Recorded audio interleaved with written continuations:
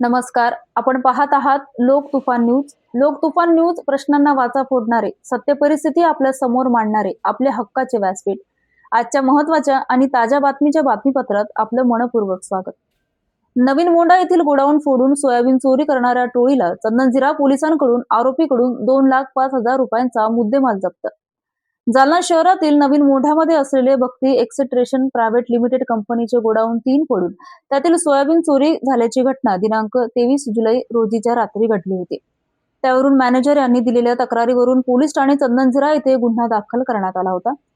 Police अधीक्षक तेगबीर सिंह सिंधू यांनी सदर गुन्हा उघडकीस आणण्यासाठी पोलीस निरीक्षक बाळासाहेब पवार यांना सूचना दिल्या होत्या.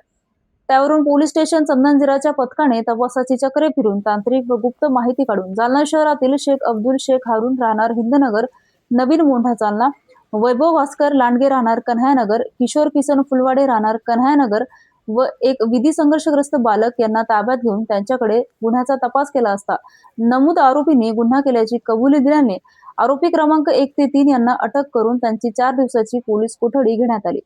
पोलीस कोठडीमध्ये त्यांच्याकडून चोरलेले सोयाबीन जप्त करण्यात आले आहे. काही सोयाबीन नवीन मोंढा येथील व्यापाऱ्यांना विक्री केले असल्याचे सांगितल्याने चोरीचा माल घेणारे व्यापारी अशरफ खान, इस्माईल खान राहणार खांडसरी जालना, गजानन बंडेराव सोनवणे राहणार वडीवाडी तालुका जिल्हा जालना यांच्याकडून जप्त करण्यात आले आहेत. आरोपीकडून एकूण 1,14,000 रुपये किमतीचे 21 क्विंटल 50 किलो सोयाबीन जप्त करण्यात आले. तसेच आरोपींनी सोयाबीन चोरीसाठी वापरलेली 90,000 रुपये किमतीची रिक्षा जप्त करण्यात आली आहे. अटक आरोपीकडून नवीन मोंढा भागातील धान्य चोरीचे गुन्हे उघडकीस येण्याची शक्यता आहे. अधिक तपास हेड कॉन्स्टेबल संदीप उगले हे करत आहेत.